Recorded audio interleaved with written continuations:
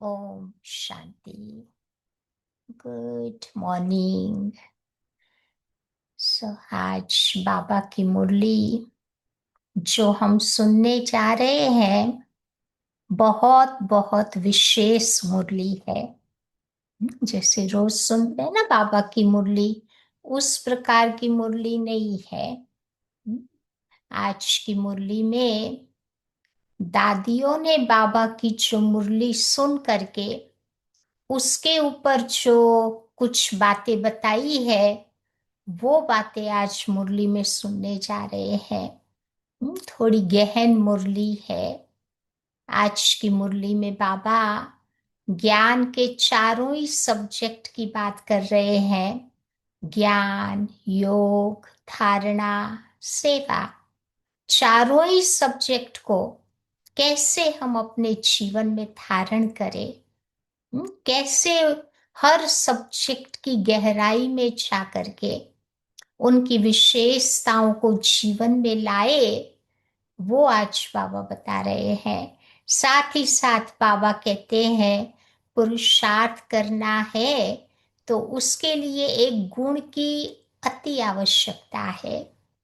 वो गुण है अंतर्मुखता का गुण। हमारे में कहावत भी है ना कि अंतर्मुखी सदा सुखी। स्वचिंतन उन्नति की सीढ़ी है, पर चिंतन पतन की जड़ है। अगर इस जीवन में आगे बढ़ना है, उन्नति करनी है, तो बाबा आज इशारा कर रहे हैं कि प्रैक्टिस करे अंतर्मुखी बनने का। अंतर्मुखी बनना माना मुख से ज्यादा नहीं बोलना है।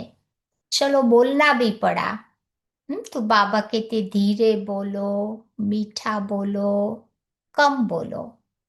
ये है अंतर्मुखता की डेफिनेशन। मुख से दुख देने वाले शब्द नहीं बोलने हैं।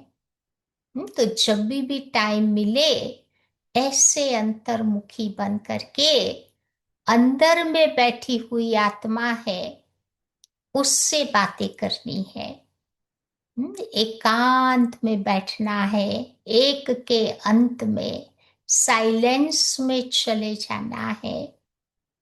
साइलेंस में जाकर के क्या करेंगे? तो पहली बात बाबा कहते हैं अंतर्मुखी बन करके मुझे आत्म निरीक्षण करना है। अपने आप को देखना है। अपने आप से कभी निराश नहीं होना है। तीन बातें साइलेंस में बैठ के मुझे करते रहना है।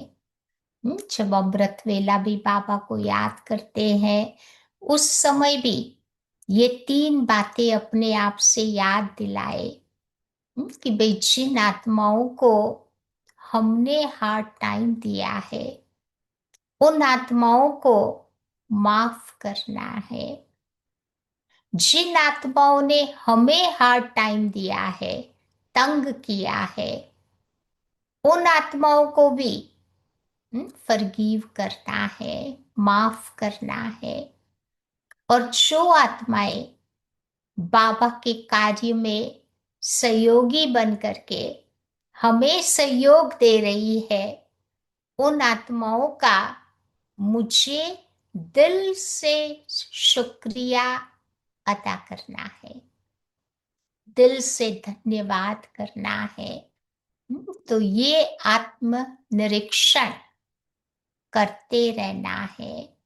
दूसरी बात बाबा कहते अंतर्मुखी बन करके मुझे देखना है कि बाबा ने मेरे को जो श्रीमत समझाई है, उन श्रीमत को हम कितना अपने जीवन में धारण कर रहे हैं। जितना जितना बाबा की श्रीमत पर चलते जाएंगे, उतना उतना मन मत पर मत से हम मुक्त हो जाएंगे और जीवन में सफलता की प्राप्ति होगी। तीसरी बात बाबा कहते हैं अंतर्मुखी बन करके मुझे आत्म मंथन करना है। हम्म? जितना जितना ज्ञान की बातों की गहराई में जा करके आत्म मंथन होगा, उतना उतना मुझे क्या फायदा होगा। तो पापा कहते हमारा सेल्फ रेस्पेक्ट बढ़ता जाएगा, स्वमान हमारा बढ़ता जाएगा, और स्वमान मेरा ठीक रहा तो हमें जीवन में खुशी का अनुभव होगा, नशे का अनुभव होगा। तो ये फायदा होता है अपने आप में आत्म मंथन करने का।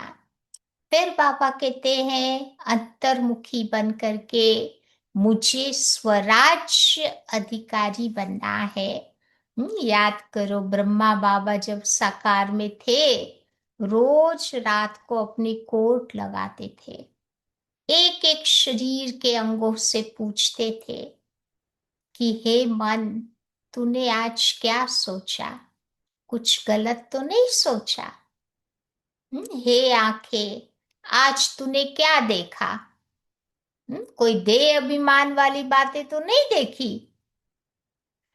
तो एक एक शरीर के अंगों का हिसाब किताब लेना है। अगर गलती हो गई है तो उसे बोलना है कि कल दोबारा ये गलती नहीं होनी चाहिए।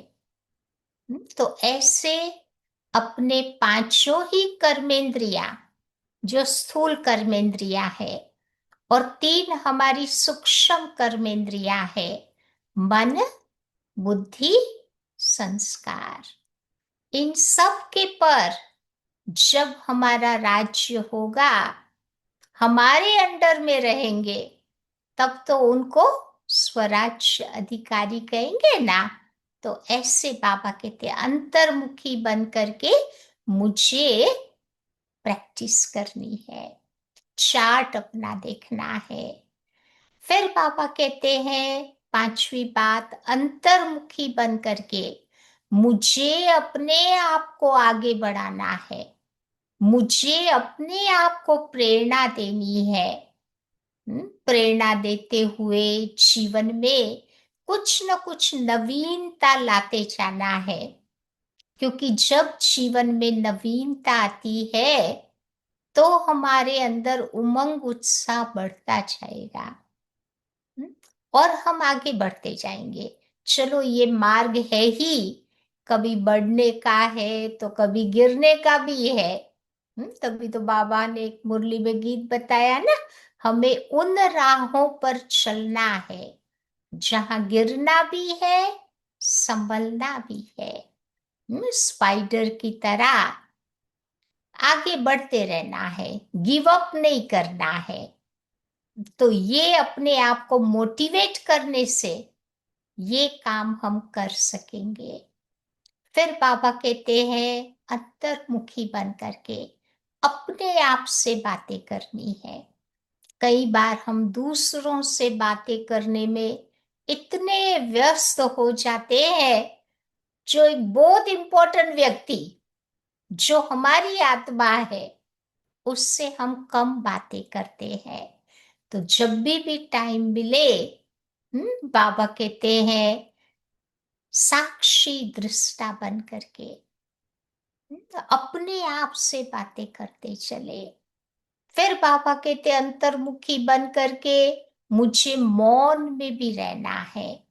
मन का मौन, साथ ही साथ मुख का भी मौन। क्योंकि आज देश दुनिया में देखो, जो जो बड़ी इन्वेंशन होती है ना, मौन में ही होती है। हमारे साइंटिस्ट भी आप देखो अंडरग्राउंड हो जाते हैं, तब जाकर के कोई नई चीज इन्वेंट कर पाते हैं। तो मुझे भी योग के एक्सपेरिमेंट करने हैं, तो ऐसी मौन की स्थिति का अभ्यास करना पड़ेगा। फिर अंतर्मुखी बन करके विजुअलाइजेशन करना है, कल्पना शक्ति को बढ़ाना है। कभी सूक्ष्म वतन में चले जाए, कभी परम धाम में शिव बाबा का अनुभव करे। या कभी स्थूल वतन में बाप दादा को इनवाइट करके कर्म योगी बन करके हम काम करें, कभी स्वर्ग का विजुअलाइजेशन करें। तो ये काम मुझे अंतर्मुखी बन के करना है। फिर उससे आगे चलते हैं तो बाबा कहते अंतर्मुखी बन करके मुझे बाबा के साथ बातें भी करनी है। हार्ट टू हार्ट कन्वर्सेशन, दिल की रूहान बाबा के साथ करनी है। क्योंकि हमारे जीवन में आप देखो, दो ही हमारे बेस्ट कंपेनियन है जो सदा हमारे साथ रहते हैं। एक है हमारी आत्मा, दूसरा है बाबा। ये दोनों अंत तक हमारे साथ रहने वाले हैं।